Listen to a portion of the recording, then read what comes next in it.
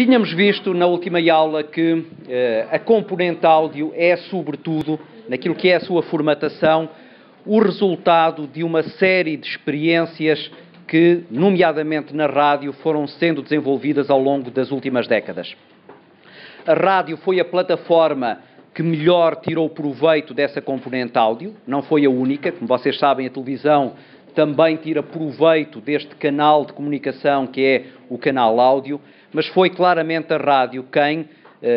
desde o início do século XX, melhor tem vindo a tirar proveito daquilo que são as características particulares, específicas do áudio, tal qual nós as descrevemos nas últimas aulas de segunda-feira. Hoje eu queria falar-vos de dois aspectos em particular que dizem respeito, por um lado, à forma de audição dos ficheiros áudio e, por outro lado, à forma de produção desses mesmos ficheiros áudio.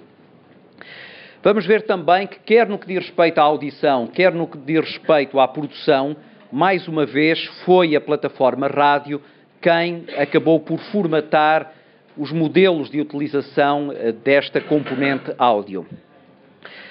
Aconteceu ao áudio aquilo que acontece em geral a qualquer outro canal de comunicação em termos de recepção, em termos de audição neste caso, que é passar da forma coletiva de recepção para uma forma cada vez mais individual de recepção.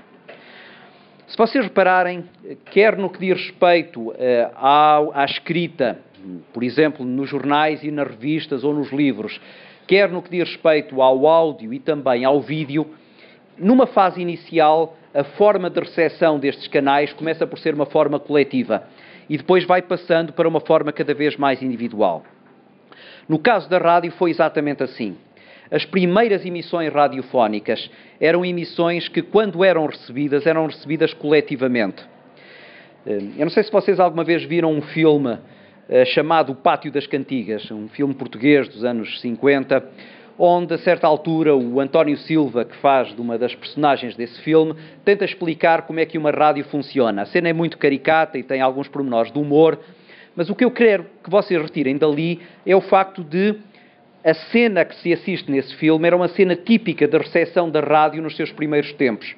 que era uma forma de recepção coletiva. A família reunia-se à volta de um receptor de rádio para ouvir as emissões que eram então produzidas. E foi assim com a rádio como foi assim com a televisão. E à medida que quer a rádio, quer a televisão foram evoluindo, as formas de recepção passaram também de formas coletivas para formas individuais. No caso dos ficheiros áudio, no caso do áudio, isso acontece sobretudo a partir dos anos 70, quando começam a surgir os primeiros Walkman. Provavelmente vocês já viram fotografias, foi a Sony, uma marca conhecida, quem desenvolveu pela primeira vez essa forma de tecnologia, que era um reprodutor de cassetes de áudio que permitiam que individualmente nós ouvíssemos a música que queríamos ou gravações de emissões radiofónicas que muito bem entendêssemos. E isso foi uma revolução tremenda, na medida em que a recepção do áudio deixou de ser uma recepção puramente coletiva para ser uma recepção cada vez mais individualizada. Os ficheiros áudio que nós ouvimos nos computadores são o exemplo mais elaborado dessa forma individual e individualista de ouvir esses ficheiros áudio a que nós hoje temos acesso. E a maneira até como nós os podemos personalizar, quer em termos de tempo de audição, e aqui remeto de novo para o Nicolas Negroponte e para aquele capítulo do livro Ser Digital chamado Prime Time is My Time, o horário nobre é o meu horário, em que o Negroponte chama exatamente a atenção para o facto de as plataformas digitais permitirem uma audição em tempo definido pelo utilizador, em vez de ser um tempo definido pelo produtor. Ora, isso é aquilo que hoje as plataformas digitais permitem em relação ao áudio. Eu posso descarregar qualquer ficheiro áudio, posso fazer um download de um ficheiro áudio, por exemplo, destes podcasts, e aquilo que acontece é que vocês deixam de ser obrigados a estar em tempo real, por exemplo, nesta sala de aula. Espero que vocês continuem a vir, isto é apenas um exemplo, mas teoricamente vocês deixavam de estar obrigados a vir a esta aula às 16 horas de cada segunda-feira para ouvirem esta aula teórica, e fazendo o download destes ficheiros, vocês podem ter acesso à aula no momento em que muito bem entenderem. Há outra forma de personalização, que é a personalização da maneira como vocês ouvem este mesmo ficheiro.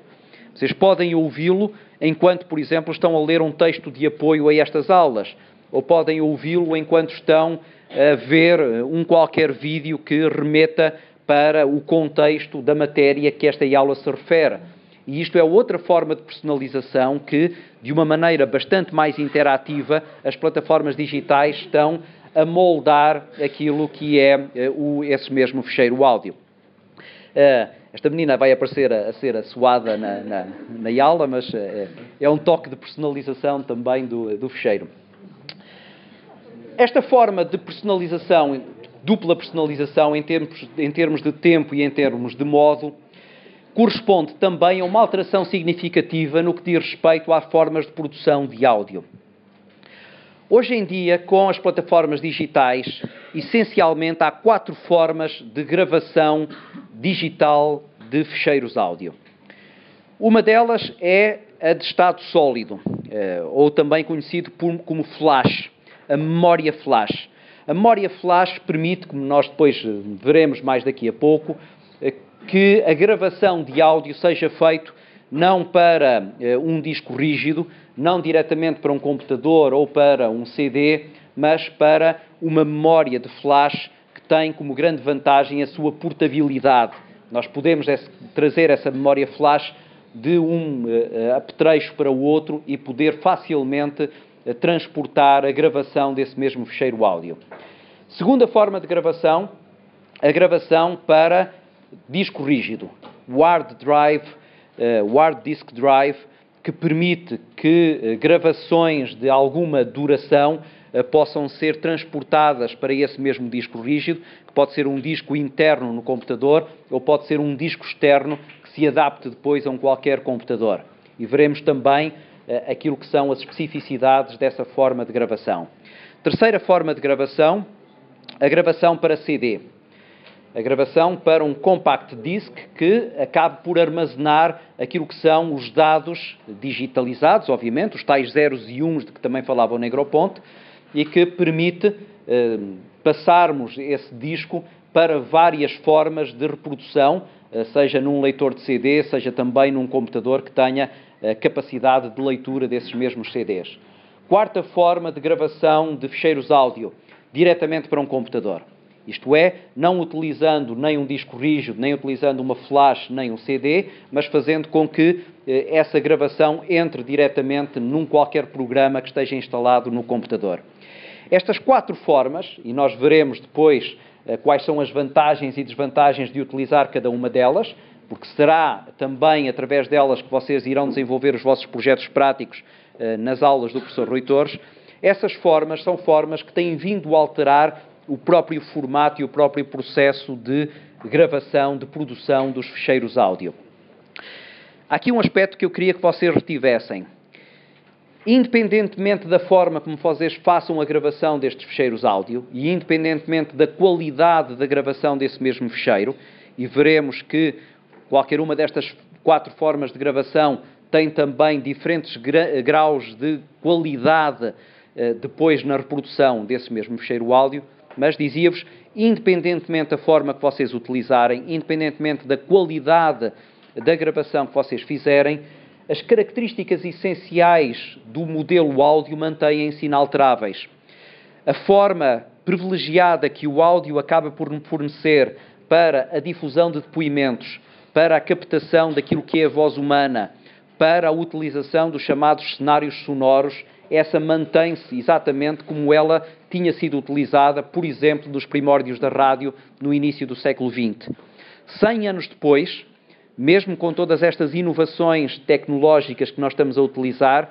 os áudios continuam a preservar aquilo que é essencial e aquilo de que nós tentaremos tirar proveito também em espaço laboratorial no âmbito desta disciplina, que é a enorme capacidade que o áudio tem para reproduzir a voz humana e, ao reproduzir a voz humana, reproduzir tudo aquilo que são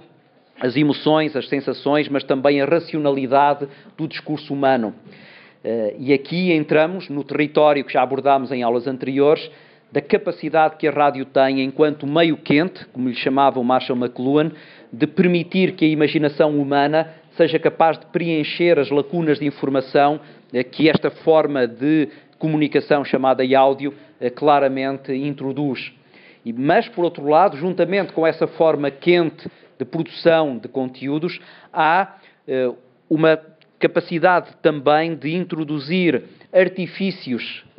de produção que permitam eliminar algumas dessas lacunas. Vimos que o cenário sonoro é claramente uma das maneiras de permitir a quem está a ouvir o nosso áudio entender qual o contexto em que esses mesmos dados estão a ser produzidos, mas sabemos também que estas formas digitais de gravação de áudio podem depois ser colmatadas com textos, com vídeos, com infografias, permitindo assim, em ambiente de verdadeira comunicação multimédia, suprir aquilo que são lacunas de informação, e nós, enquanto estudantes de comunicação, devemos dar o devido valor a essas mesmas lacunas de informação, porque no fundo é isso que nós tentamos sempre eliminar. Nós não estamos aqui a falar de comunicação criativa, onde, por exemplo, a ambiguidade nas mensagens seja favorecida. Nós estamos a tentar encontrar formas eficazes de comunicação, seja no campo da publicidade, do jornalismo, do marketing ou das relações públicas, e aí o áudio deve ser, na medida daquilo que é o contexto da comunicação multimédia,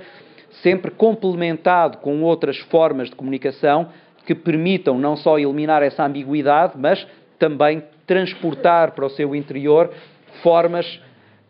paralelas de elementos informativos que permitam melhor passar a mensagem do emissor para o receptor. Sabendo que, neste ambiente digital, emissor e receptor são muitas vezes faces distintas da mesma moeda. Nós hoje somos simultaneamente emissores e receptores, consoante estejamos a consumir ou a produzir, por exemplo, um ficheiro áudio. E, portanto, esse ficheiro áudio quando é produzido, neste contexto de comunicação multimédia, tem que ser pensado também em função desse nosso duplo papel de emissores e de receptores. E essa forma dupla deve ser aqui preservada e até também potenciada, tendo em conta as características quer da forma individual de recepção, quer da forma cada vez mais elaborada de produção em ambiente digital. E é disso que nós também trataremos, sobretudo na componente das aulas práticas, de entender. Aquilo que nós veremos na apresentação da aula de quinta-feira é exatamente exemplos de como ficheiros áudio em ambiente digital são capazes de simultaneamente preservar aquilo que é a emotividade do som, mas ao mesmo tempo suprir as lacunas daquilo que tradicionalmente os ficheiros áudio traziam para as formas de comunicação.